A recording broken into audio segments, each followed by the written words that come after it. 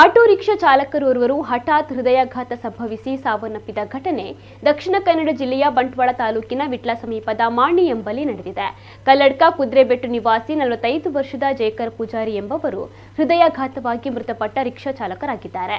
ಜೇಕರ್ ಪೂಜಾರಿಯವರು auto rickshaw ಚಾಲಕರಾಗಿದ್ದು ಪ್ರತಿದಿನ ಬೆಳಿಗ್ಗೆ ಕೆಲವು ಮಕ್ಕಳನ್ನ ಶಾಲೆಗೆ ಬಿಡ್ತಾ ಇದ್ರು. ಎಂದಿನಂತೆ ಇಂದು ಕೂಡ ಮಕ್ಕಳನ್ನ ಆಟೋ ರಿಕ್ಷಾದಲ್ಲಿ ಶಾಲೆಗೆ ಕರೆದುಕೊಂಡು ಬರುತ್ತಿದ್ದ ವೇಳೆ ಮಕ್ಕಳು ಜೆರಾಕ್ಸ್ ಶಾಪ್ ಹತ್ತಿರ ಆಟೋ ನಿಲ್ಲಿಸಲು ಸೂಚಿಸಿದ್ದು, ಈ ವೇಳೆ ಆಟೋ ರಿಕ್ಷಾ ನಿಲ್ಲಿಸಿದ್ದು ಮಕ್ಕಳು ಜೆರಾಕ್ಸ್ ತೆಗೆದು ಹಿಂದಿರುಗಿದ ವೇಳೆ ಅವರು ಕುಸಿದು ಬಿದ್ದಿದ್ರು ಎನ್ನಲಾಗಿದೆ. ತಕ್ಷಣ ಅವರನ್ನ ಹತ್ತಿರದ ಕ್ಲಿನಿಕ್ಗೆ ಕರೆದೊಯ್ಯಲಾಯಿತಾದ್ರೂ ಅದಾಗಲೇ ಅವರು ಮೃತಪಟ್ಟಿದ್ದರು ಎಂದು ವೈದ್ಯರು ತಿಳಿಸಿದ್ದಾರೆ.